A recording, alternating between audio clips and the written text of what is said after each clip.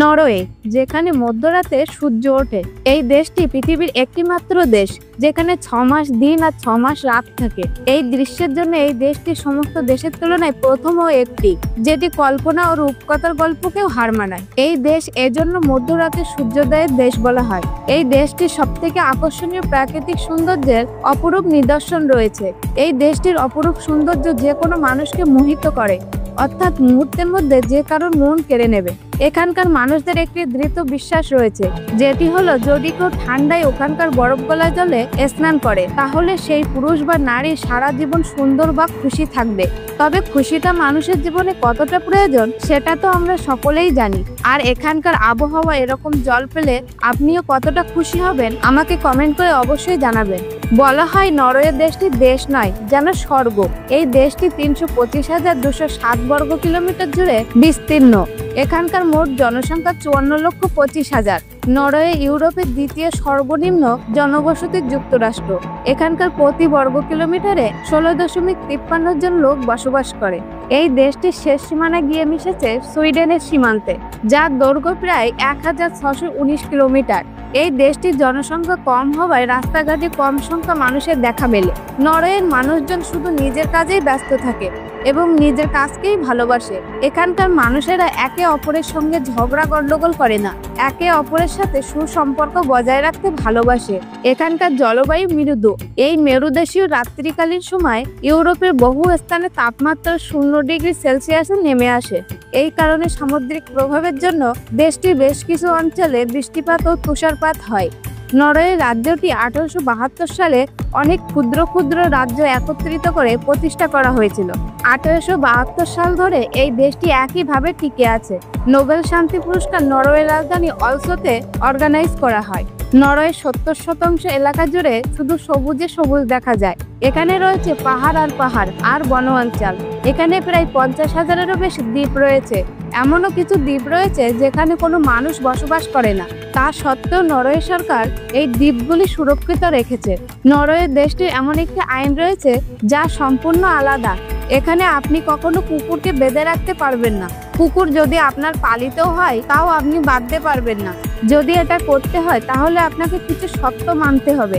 এখানকার একটি নিয়ম রয়েছে, যেটি হলো 12 বছরে কোনো শিশুকে দিয়ে বিজ্ঞাপন দেওয়া যাবে না। নরওয়ের অসলো শহরের রাস্তায় যে ব্যক্তিরা চলেন তারা শুধু অফিসে যাওয়া আসার লোকেরা। এখানকার লোকেদের বরফ গলে স্নান করার জন্য বৈজ্ঞানিকরা বলেন মানুষের ব্রেনে রক্ত চলাচল বাড়ে। নরওয়েতে রয়েছে একটি পৃথিবীর সবথেকে বড় টানেল। এই টানেলটির দৈর্ঘ্য প্রায় 25 কিলোমিটার। এই টানেলটি এতটাই সুন্দর যে এই টানেলটি দিয়ে দেখলে মনে হয় এটি অন্য কোনো দুনিয়া। নরওয়ের একটি ছোট শহর রয়েছে যার নাম হলো নরক। এখানে একটি রেল স্টেশন রয়েছে। বলা হয় এখানকার রেল স্টেশন থেকে যখন আপনি বাইরের দিকে আসবেন তখন দেখতে পাবেন শুধু জঙ্গল আর জঙ্গল, আর সেখান থেকে অদ্ভুত আওয়াজ শোনা যায়। এই জন্য এখানকার নাম নরক। নরওয়ের জনসংখ্যা কম হওয়ায় এখানকার সুযোগ সুবিধা বেশি। এখানকার মানুষের বার্ষিক আয় অনেক। এখানকার ব্যক্তিরা খুবই ধনী।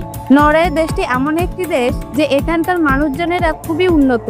এই জন্য নরওয়ে সরকার অ্যামাজন জঙ্গলকে বাঁচানোর জন্য $1 মিলিয়ন দান করেছিল। নরওয়ে সরকার তাদের দেশে 2017 সালে FM রেডিও বন্ধ করে দেন। নরওয়ে দেশটি এমন একটি দেশ যে উত্তর ভাগে জুলাই মাস পর্যন্ত 76 দিন সূর্য ডোবে না। এখানে রাত 12টার সময় সূর্য ডোবে এবং 40 মিনিট পর সূর্য আবার উদয় হয়। এই দেশটিতে 6 মাস দিন আর 6 মাস রাত থাকে, তাই এই দেশটিকে সূর্যোদয়ের দেশ বলা হয়। যদি এই দেশে কেউ যদি কাউকে খুন করে তাকে শাস্তি হিসেবে ফাঁসি দেয়া হয়।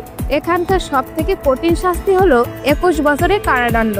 নরওয়ের রাজধানী, যেটি সবথেকে বেশি বড়, অসলো, এই রাজধানীর পাশাপাশি আরো দুটি দর্শনীয় স্থান রয়েছে। ওয়েস্টপুল ও ওস্টপুল নামে দুটি জায়গা। বলা হয় এই জায়গায় একবার কেউ গেলে সে আর ফিরতে চায় না। এখানকার সাদা বরফ বা সবুজে ঘেরা পাহাড় মানুষের মনকে বেশি আকৃষ্ট করে। আপনি যদি ফুলের রাজ্য দেখতে চান তাহলে আপনাকে যেতে হবে নরওয়েতে। পৃথিবীর যেখান থেকে দিন রাত একসাথে দেখা যায় সেটি হলো আলাস্কা, ইউরোপের সবথেকে উত্তরের জনবহুল অঞ্চল। নরওয়ে সোয়ালবর্ডে প্রায় 19 এপ্রিল থেকে 23 আগস্ট পর্যন্ত সূর্যাস্ত যায় না।